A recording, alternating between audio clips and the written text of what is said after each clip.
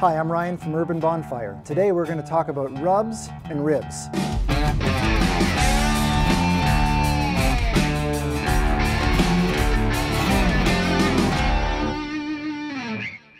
Meats in general, whether it's pork, beef, fish, seafood, they really are blank canvases. It depends how you cook them and what you cook them with that determines the outcome and the quality of your dish.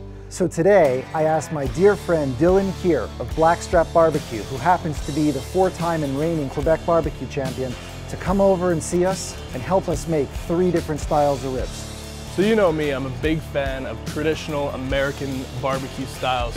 So today I'm going to do 3 different kinds of ribs from 3 different regions. We're going to do a Texas beef short rib. We're going to do a Memphis style double dry rubbed baby back rib. And lastly, a sweet, sticky, saucy Kansas City style spare rib.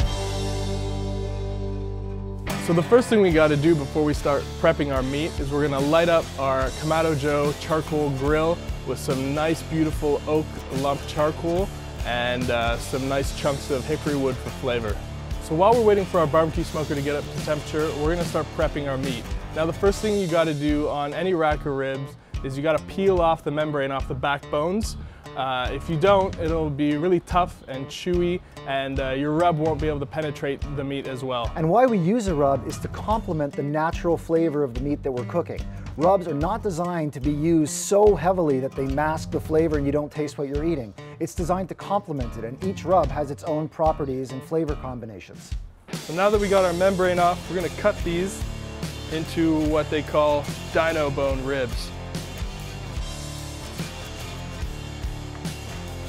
So the next kind of rib we're going to do is a Kansas City style St. Louis cut spare rib.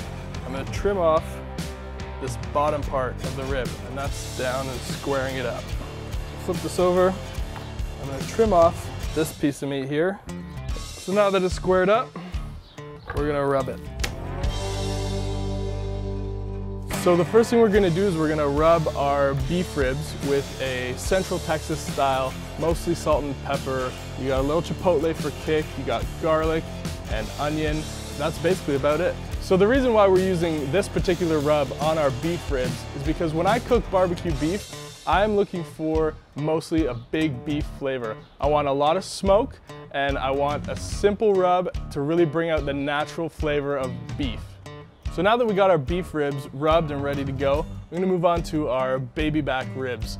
Now we're gonna use my pork rub on this rib, which is a bit more of a complex rub. It's got salt, sugar, paprika, it's got mustard powder, garlic powder, onion powder. So this rub is really gonna give us our color and a lot of flavor on the meat.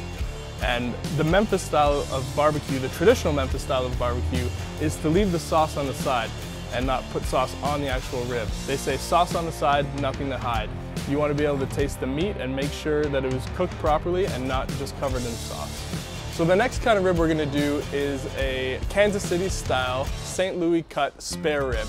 We're going to rub them, we're going to smoke them, and then we're going to sauce them with a sauce we made with the rub that we put on. We're going to get those sticky, icky ribs that everybody loves. So now that we got our ribs rubbed and they've sweated up a bit, we're gonna put them on our pit that's at 275. We got some nice hickory smoke rolling around in it. It's gonna give us some flavor.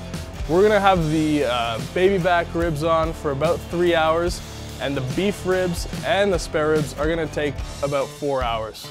So now that we got our ribs on, we're going to let them cook. We're gonna leave them alone. You know, it's important to let them cook for at least a couple hours before you start checking them. Just relax, be patient, have a beer, and just make sure you got your temperatures dialed in. The baby backs are done. Memphis style, double rub, once before it's cooked and once after. So now that our spare ribs are ready, we're gonna hit them with the sauce that we made with the rub. We're gonna hit it heavy, we're gonna close the lid again, and we're gonna let the sauce set for about 5 minutes. Then we'll pull the ribs off, wait another 5 minutes, cut them, and eat them.